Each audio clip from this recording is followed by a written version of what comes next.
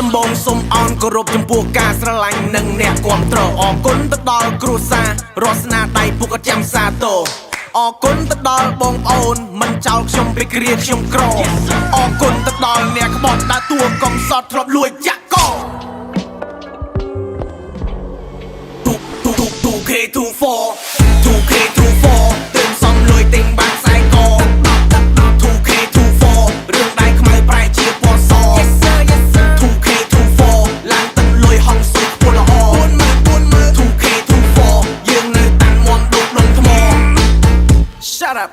ពីក្មេង KK ជាងតាមឆាសាឡាមកយតាខ្ញុំធ្វើចកាលេ$1,000ខ្ញុំនិយាយការពិតអត់រៀបរឹកក៏អត់លេងចរិតខ្ញុំនេះធម្មតាអត់ចូលចិត្តក៏មិនចង់ចូល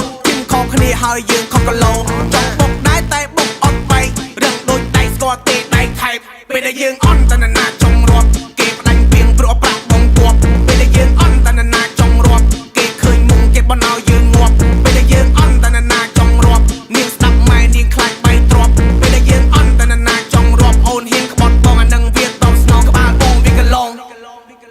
យាត្រូវគ្រប់សំបីសាច់ញាតិខ្លួនឯងក៏គេចង់បែងព្រោះយើងអត់ចេះត្រ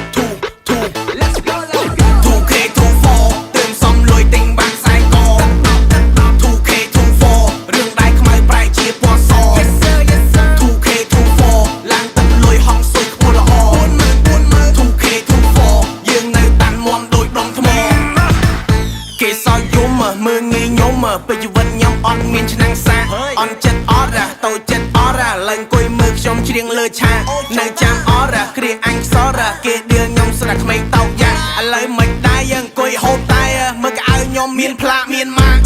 យកបយពាក់ស៊ីងចិត្តជូឆេកម៉ៅស៊ូចេញមកអួតមីបាងក៏ហោះមកភ្នំពេញដកលុយទិញអោហ្វៃណៃគីថ្ងៃនេះលេងខ្លួនមួយប្រាវមើលដៃឲ្យ brand 1NE your boy happy KK yeah okayធម្មតាជីវិតខ្ញុំខ្ជិលអួតហាហាហាស៊ីនអរមើលស្នាមធ្នេ you okay ហាហាហាខាងខ្ញុំអន់ចង់កាំងមកហាហាហាដល់ពីការ៉េគេនិយាយគេថាម៉េច I'm okay yeah can chana